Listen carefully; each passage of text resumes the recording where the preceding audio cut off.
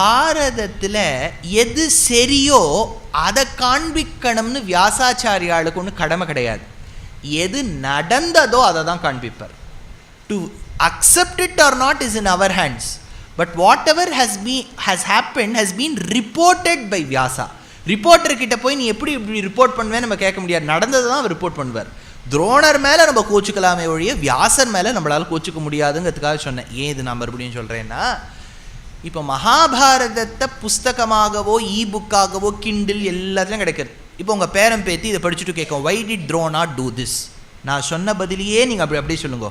Drona could be right, case A. Ekalavya could be right, case B. You decide அப்படின்னு அதுக்கிட்ட விட்டுருங்கோ. அந்த decision நீங்கள் சொன்னால் தான் அதுக்கு எதிர்க்கும். நீங்கள் அதுக்கிட்டே டிசிஷனை விட்டுருங்க.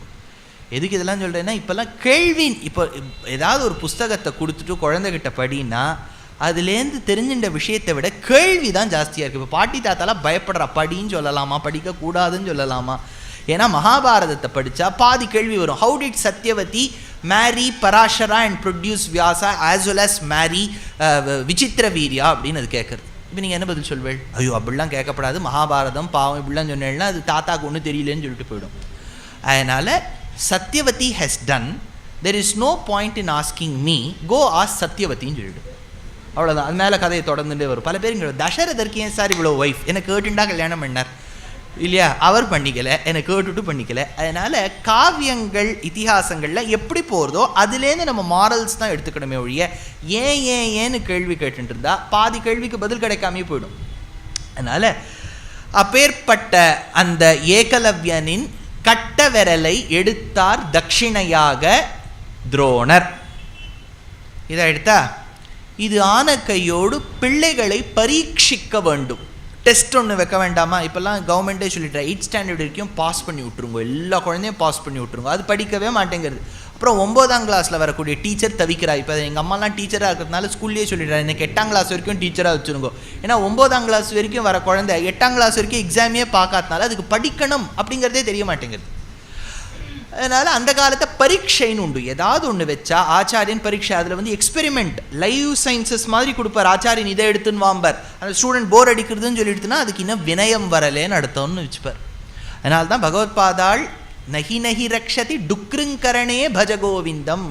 Don't align yourself only to knowledge, make it knowledge with practice which is bhakti அப்படின்னு பஜகோவிந்தம் பஜ நகி நகி ரக்ஷதி டுக்ருங்கரணேன்னர். டுக்ருங்கரணம்ங்கிறது சிவபெருமானுடைய உடுக்கையிலிருந்து பிறக்கக்கூடிய சப்தம். ஐவுணு ரிலுக்கட் ஜபகடதஸ் ஐயவுஞ்ச் அப்படின்லாம் வேதத்தில் சொல்கிறோம் இல்லையா. இந்த மாதிரி அக்ஷரங்களாக பிறக்க ஞானம் மட்டும் உனக்கு வழிவகுக்காது, ஞானத்தோடு கலந்த பக்தி தான் வழிவகுக்குங்கிறதுக்காக நகி நகி ரக்ஷதி டுக்ருங்கரணேன்னு பகவத்பாதாள் எடுத்தார்.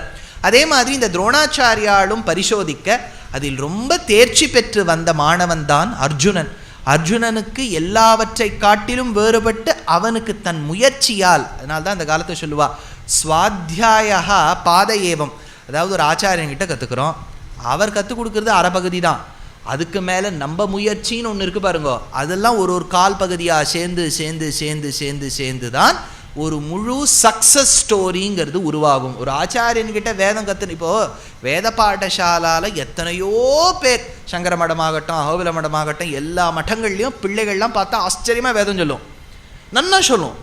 ஆனால் அதில் 2-3 தான் நம்ம சொல்லக்கூடிய வேதத்துக்கு என்ன அர்த்தங்கிறத வேத பாஷ்யத்துக்கிட்ட போய் 4-5 ஆச்சாரியாள்கிட்ட போய் கற்றுக்கும். இப்போ வேதத்தையும் கற்றுண்டாச்சு, வேதத்தோட அர்த்தமும் கற்றுண்டாச்சுன்னா அந்த பிள்ளை சொல்லக்கூடிய வேதமே தனியாக இருக்கும். அதுக்கு என்ன சொல்கிறோங்கிறது தெரியும். சத்தியம் வத தர்மஞ்சர ஸ்வாத்தியாய பிரமதனே எல்லாம் சொல்லும்போது அது தெரியும். ஓஹோ சத்தியம் வத, சத்தியத்தை பேசு அப்படின்னா நம்ம வாயால் பொய் சொல்லக்கூடாது அப்படிங்கிறது அதுக்கு தெரியும். வெறும்ன ஆச்சாரியங்கிட்ட போய் வேதத்தை மட்டும் கற்றுக்கணும்னு நினைக்கக்கூடிய பிள்ளைகள், பாஷ்யத்தை கற்றுக்காத பிள்ளைகளுக்கு அர்த்தம் தெரியாமல் போய்விடும். அர்ஜுனன் மிக தேர்ச்சி பெற்ற மாணவன், துரோணாச்சாரியார்கிட்ட பாடம் பயின்றானாம். இது ஒரு பக்கம் ஆச்சு. இப்போது எல்லாருக்கும் ஒரு நாள், இதெல்லாம் இந்த நார்மல் எக்ஸாமினேஷன்ஸ் வைக்கும்போது அர்ஜுனா நன்னா பாஸ் ஆகிடுவான். இப்போ எல்லாத்துக்கும் சேர்ந்து ஒரு ஆனுவல் எக்ஸாமினேஷன் வைக்கணும், எல்லா ஸ்டூடெண்ட்ஸும் எழுதணும். அது என்ன பண்ணுறதுன்னு கேட்டால் ஒரு பெரிய அரேனா, இந்த ரோமன் எம்பையர்லலாம் நீங்கள் போய் பார்த்தேன்னா கொலோசியம் எதுவும் சொல்கிறாளே, அதே மாதிரி நமக்கும் அதே மாதிரி ஆம்பி தியேட்டர் மாதிரி ஒரு பெரிய காம்ப்ளெக்ஸ். எல்லாரும் ஹஸ்தினாபுரத்துலேருந்து ஹூஸ் ஹூ எல்லாரும் வந்திருக்கா என்னென்ன நடக்கிறதுன்னு பார்க்கறதுக்கு.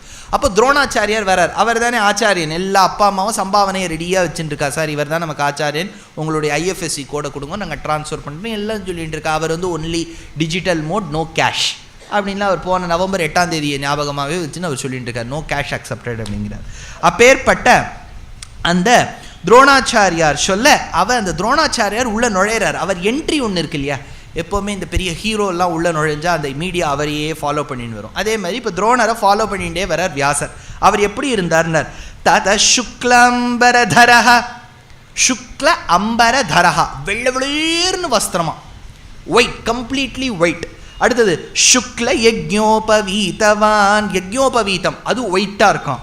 சுக்ல கேஷஹா, கற்று கொடுத்து அவருக்கு முடியும் வெள்ளையாயிடுச்சு. அடுத்தது சிதஸ்முஹு, அதாவது மீசை கூட வெளுப்பாயிடுத்தோம். சுக்லமால்யானு லேபனஹா, விளவிளேர்னு ஒரு மாலையை தரிச்சுன்னு வராராம். ரங்கமத்தியம் ததாச்சாரியः சபுத்திரः பிரவிவேஷः நபோஜலைதைர்ஹீனம் சாங்காரக இவாம்சுமான், அங்காரக இவாம்சுமான். அவ்வளோ அழகா தேஜஸ்வியாக வந்தாராம் துரோணாச்சாரியாள். இப்போது ஒவ்வொரு ஸ்டூடெண்ட்டும் தனக்கு தெரிஞ்சதெல்லாம் பண்ணுறது. ஃபேவரட் ஸ்டூடெண்ட் எல்லாரும் காத்துட்டுருக்கா. அர்ஜுனான்னு இந்த ராக் ஸ்டார்லாம் சொல்கிறா பாருங்க, 1 2 3 4ங்கிற மாதிரி அர்ஜுனன் வரான். அவர் தான் எல்லாருக்கும் ஹீரோ. அந்த காலத்தில் எந்த பெண் பிறந்தாலும் அர்ஜுனனை தான் கல்யாணம் பண்ணிக்கணும்னு நினைப்பான். அதனால் அர்ஜுனன் பிற்காலத்தில் மகாபாரதத்தில் தீர்த்த யாத்திரைன்னு ஒன்று போவான். தீர்த்த யாத்திரை போகிறான், கோவில்லாம் சேவிச்சுட்டு வருவான்னு பார்த்தா ஒரு ஒரு கல்யாணம். இது சித்ராங்கதை, அதே மாதிரி உலுப்பி, இந்த மாதிரி ஒரு ஆளாக கல்யாணம் பண்ணின்னு வருவான். ஏன்னா அவ்வளோ டிமாண்ட் அர்ஜுனனுக்கு. அர்ஜுனன் இருந்த காலத்தில் ஆண்மகனாக பிறந்தால் கிட்டத்தட்ட பிள்ளையார் பக்கத்தில் உட்கார வேண்டியது தான், கல்யாணமே ஆகாது. எல்லாரும் வந்து அர்ஜுனனை தான் கல்யாணம் பண்ணிக்கணும்னு நினைப்பா. அங்கே எல்லா அப்பா அம்மாவும் பார்க்குறா, இதான் மாப்பிள்ளையாக வர போகிறார், பாருங்க அப்படின்னு எல்லாரும் பார்க்குறா. இப்போ அர்ஜுனன் வந்து என்ன பண்ணுறானாம். ஆனால் இதில் ஒரு சூக்ஷ்மம், இந்த வியாசர் மாதிரி ஒருத்தர் வந்து சூக்ஷ்மத்தை சொல்லவே முடியாது. அவர் என்ன சொன்னார், அர்ஜுனா வான்னு சொல்லலை. முன்னாடி என் பிள்ளை அஸ்வத்தாமா வந்தானோன்னு அர்ஜுனா, அவன் பின்னாடி நீ வரியோன்னோ, உங்கள் 2 பேரையும் பார்த்தா எனக்கு இந்திரனையும் உபேந்திரனையும் பார்க்குற மாதிரி இருக்குது. Who is Upendra? வாமனன். பாருங்கள், பாயிண்ட் எடுத்தா. உங்ககிட்டலாம் கேள்வி நான் கேட்டு பிரயோஜனமே இல்லை, உங்களுக்கு எல்லாம் தெரியுது. அதனால் உபேந்திரஹா வாமன பிராம்ஷுஹு அமோகஹான்னு வருது இல்லையா? கேட்டாப்புல இருக்கா? சஹஸ்நாமம். அது என்னென்னா சஹஸ்நாமத்துலேருந்து நடுவில் ஒரு பிட்டிலேருந்து எடுத்து சொன்னால் எல்லாருக்கும் மறந்து போயிடும். அது முதல்லேருந்து சொல்லணும், அவ்வளோதான். இன்றைக்கி நாழி இல்லை. அதனால் உபேந்திரஹா வாமனஹா. அதனால் இந்திரனுக்கு தம்மி உபேந்திரன் இந்திரன். அதனால் அவன் பிள்ளை இந்திரனா, பின்னாடி வந்த அர்ஜுனன் வந்து உபேந்திரனா. அதாவது பல பேர் என்ன பண்ணுவான்னா, they will know the limitations of their children, yet they may want to compare their children with the best. That is natural for any parents இல்லையா? அந்த பேரண்ட்ஸ் சைக்காலஜியில் நானும் சொல்கிறேன், என் குழந்தை வந்துடுது. அதாவது அந்த காலத்தில் ராமானுஜர் எப்படி ஸ்லோகங்கள்லாம் சொல்லுவாரோ அந்த மாதிரி என் பிள்ளை சொல்லும். அதே எண்ணத்தோடு பார்த்தா 10 தப்பு இருக்கும். ஆனால் அந்த அப்பா அம்மாவுக்கு அது ஒத்துக்கிற எண்ணம் இல்லை. என்னந்தாலும் வாத்சல்யம்னு ஒரு வார்த்தை வந்துடுறது இல்லையா? அதே மாதிரி இந்த இடத்துல 2 பேரும் நுழையறாளாம். யோ மே புத்திர பிரியதரஹ சர்வசஸ்திர விசாரதஹ ஐந்திரீர் இந்திர அனுஜ சமஹ சபார்த்தோ திருஷ்யதாமிதி. அப்புறம் அந்த காலத்துலலாம் உங்களுக்கு அந்த ஆரோ எடுத்தால் ஃபயர் வரும், வாட்டர் வரும், இதெல்லாம் நீங்கள் பார்த்துருப்பேள், அனிமேஷனில் பார்த்துருப்பேள். அது எப்படி சுவாமி வருதுன்னு கேட்டால், அது சாதாரண சஸ்திரம் தான். சஸ்திரம்னா ஏதாவது ஒரு வெப்பன். அந்த சஸ்திரத்துக்குள்ள ஒரு மந்திரத்தை உச்சாரணம் பண்ணி விட்டால் அது அஸ்திரமாயிடும். ஸோ ஃபார்முலா என்னென்னா ஞாபகம் வச்சுக்கோங்க, சஸ்திரம் ப்ளஸ் மந்திரம் இஸ் ஈக்குவல் டு அஸ்திரம். ஒரு சஸ்திரமான அம்பை எடுத்துட்டு அதில் அக்னி மந்திரத்தை செலுத்தி விட்டால் அது அக்னியின் அஸ்திரமாய் ஆக்னேயாஸ்திரம்னு பேர். வாயு மந்திரத்தை போட்டால் வாயவாஸ்திரம், பிரம்ம மந்திரத்தை போட்டால் பிரம்மாஸ்திரம், பசுபதி சிவனாருடைய மந்திரம் போட்டால் பாசுபதாஸ்திரம், நாராயண மந்திரம் போட்டால் நாராயணாஸ்திரம். ஆனால் இதில் ஒரு சூக்ஷ்மம் இருக்குது. இந்த தனுர்வித்தையில் ஒரு சூக்ஷ்மம் இருக்குது. எதிராளி எங்கேயோன்னு நின்றுப்பார். ஏன்னா பக்கத்தில் நின்று அம்பு அடித்தா பிரயோஜனமே இல்லை. அம்புங்கிறது இப்படி நம்ம அடிக்கிறதுக்குள்ளே அவர் முதுகில் போயிடும். அது எங்கேயோ நான் நிற்கணும், ஒரு 2-3 மைல் தள்ளி நிற்கணும். அவர் 2-3 மைல் தள்ளி நிற்கணும். முன்னாடி யானைகள்லாம் இருக்கணும், குதிரையெல்லாம் இருக்கணும், பக்கத்தில் சைனிகர்கள்லாம் இருக்கணும், நடுவில் ஒரு கேப் இருக்கணும், அப்புறம் சண்டை போடணும். அது கிட்டக்க வர வர வர ஒரு குறிப்பிட்ட டிஸ்டன்ஸ் மெயின்டைன் பண்ணணும். தனுர்வித்தையில் ரொம்ப பக்கத்தில் வந்து அம்படிக்கிறது பிரயோஜனமே கிடையாது. ஆனால் இப்போ அவர் எந்த அம்பு அடிக்கிறார்னு எனக்கு சொல்லிட்டு அடிப்பார். இதோ பார் அர்ஜுனா, நான் எதிராளி, இப்போது நான் ஆக்ரேயாஸ்திரம் அடிக்கப் போகிறேன், பார்த்துக்கொள் அப்படின்லாம் சொல்லிட்டு அடிக்க மாட்டார். அவர் என்ன மந்திரம் சொல்லிட்டு அடிக்கிறார், என்ன அஸ்திரம் அடிக்கிறார்னு எப்படி தெரியும்? அதில் ஒரு சூக்ஷ்மம் என்னன்னா, அந்த காலத்தில் தனுர்வித்தையில் இருக்கிறவாளுக்கு கண்ணு ப்ராப்பராக இருக்கும். இப்போல்லாம் பாருங்க, ஃப்ளைட்டில் பைலட் ட்ரைனிங் போகிறா இல்லையா, இந்த மாதிரி என்ன கண்ணாடிலாம் போட்டுன்னா என்னை அக்செப்டே பண்ணிக்க மாட்டான். நீ கண்ணாடியை போட்டுருக்கு, நீ என்னத்தை பறப்ப அப்படின்பா. அதனால் கண் ப்ராப்ளம் இருந்தால் அக்செப்டே பண்ணிக்க மாட்டா பைலட் ட்ரைனிங். தனுர்வித்தையில் இருக்கவா கண்ணை நன்னா மெயின்டைன் பண்ணிக்கணும். அதுக்கு என்ன பண்ணுறது? அதனால தான் அந்த காலத்தை ராமன் என்ன பண்ணார், ஆதித்ய ஹிருதயம் சொன்னார். ஏன்னா சூரியனை பிரார்த்தனை பண்ணால் ஆரோக்கியம் நன்னா இருக்கும். ஆரோக்கியம் பாஸ்கராதிச்சேத்துன்னு புராண வாக்கியம். நல்ல ஹெல்த் வேணும்னா சன். அது எப்படி சார் ஒத்துப்போய் அப்படின்னு கேட்டால், ஒன்றுமே இல்லை. நான் யூஎஸ் போயிருந்தேன். போகும்போது east coast west coast, west கோஸ்ட்டில் மேலே எனக்கு உபன்யாசம், வெஸ்ட் கோஸ்ட்டில் மேலே வாஷிங்டன் ஸ்டேட்டில் சியாட்டலில் எனக்கு உபன்யாசம். அவாத்துக்கு போயிருந்தேன். ஒருத்தர் கூட்டின்னு போயிருந்தா, அவாத்தில் தங்கினேன். ஒரு மாத்திரையை கொடுத்தா, சாப்பிடுங்கன்னா. என்ன மாத்திரைன்னு சொல்லுங்க, அப்புறம் சாப்பிட்றேன் அப்படின்னா. விட்டமின் டி அப்படின்னா. விட்டமின் டி மாத்திரை அது சூரியன்கிட்டேருந்து கிடைக்கும். அது நம்ம ஊரில் கிடைக்கும். இங்கே வெயிலே வருது இல்லை, அதனால் விட்டமின் டி சாப்பிடுங்க. இது சாப்பிட்லன்னா என்ன ஆகும்னு கேட்டேன். இந்த ஊரில் பாதி பேருக்கு டிப்ரெஷன், எல்லோரும் அப்படியே சேட் ஆகிடுவான். உபன்யாசம் கேட்கும்போது எல்லோரும் எப்படி இருக்கா, அதே மாதிரி அந்த விட்டமின் டி இல்லைன்னா அப்படி ஆகிடுவான். இது உபன்யாசம் முடிச்சுட்டு போகும்போது பார்க்கும் எல்லாருக்கும் முகமலர்ச்சி. அப்பாடி 2 out of 5 டன், இன்னும் 3 நாள் தான் இருக்குது. எதுக்கு சொல்ல வந்தேன்னா, சூரியன்கிறவர் நமக்கு அவ்வளோ தேவை சுவாமி. சூரியன் காயும் போது கொஞ்சம் சுட்டு தான் இருக்குது, ஏசியை போடு, come on it is very hot அப்படின்லாம் சொல்கிறோம். ஆனால் சூரியன் இல்லைன்னா ப்ராப்ளம். ஆரோக்கியம் பாஸ்கராதிச்சே. அதனால் கண்ணு நன்னா தெரியணும் வாரியர்ஸ்க்கெல்லாம். வாரியர்னா என்ன? இது மகாபாரதத்தில் வர வாரியர். நான் மாட்டு கேரளாவில் உட்காந்து வாரியர்னு சொன்னால் நீங்கள் உட்காந்து பக்கத்து பாப்பேன்னா வாரியரை சொல்கிறார். அதனால் இந்த வீரர்களுக்கெல்லாம் நல்ல உடல் பயிற்சி தேவை.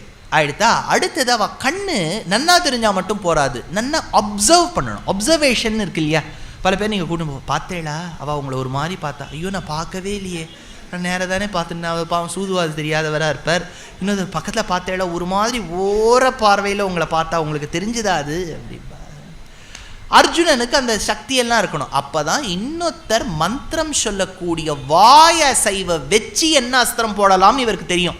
இப்போ போடக்கூடியவர் அக்னி மந்திரத்தை சொல்லிட்டு போடுவார், ஆனால் அர்ஜுனன்கிட்ட சொல்லிட்டு போட மாட்டார். இந்த வாய் அசைவு இருக்கு பாருங்க, இந்த லிப்சிங், இந்த ஆடியோ விஷுவல் ரவுண்ட்லாம் காமிக்கிறானே இந்த டிவியில், அதில் அவள் வாயில் என்ன சொல்கிறாங்கிறத அசைவில் நீ பாடணும்னு சொல்கிறாளே, அதே மாதிரி அர்ஜுனனுக்கு சாமர்த்தியமா அந்த மாதிரி அஸ்திரங்கள் போட்டானாம். ஆக்னேயாஸ்திரம், வாருணாஸ்திரம், வாயவாஸ்திரம், பர்ஜன்யாஸ்திரம், பீமாஸ்திரம், பர்வதாஸ்திரம், அந்தர்தனாஸ்திரம் இதெல்லாம் போட்டுவிட்டு கவேஹே ஸ்ருங்கம், ஒரு பசுவின் கொம்பை நடுவில் நட்டு வைப்பான். அது சுற்றிகிட்டே இருக்கும். இப்போ நீங்கள் எப்படி காற்றுல எப்படி பசு கொம்பை தொங்க விட்டேன்னா அது சுற்றிகிட்டே இருக்கும் பாருங்க. அதில் ஒரு ஓட்டை இருக்கும் இல்லையா, ஒரு பக்கம் ஒரு பேரம் இருக்கும் இல்லையா, அந்த ஓட்டைக்குள்ளே 21 அம்பை போடணும்னு அந்த காலத்தில் ஒரு பரீட்சை. அந்த காலத்தில் தனுர்வித்தையெல்லாம் ப்ராக்டிஸ் பண்ணுறது சாதாரணமே எனக்கு, அதுக்கு இன்ஜினியரிங்காக படிச்சுட்டு போயிடலாம். அது அந்த காலத்தில் அது பெரிய டெஸ்ட். அர்ஜுனன் அதையெல்லாம் பாஸ் பண்ணானாம். அப்படி பண்ணும்போது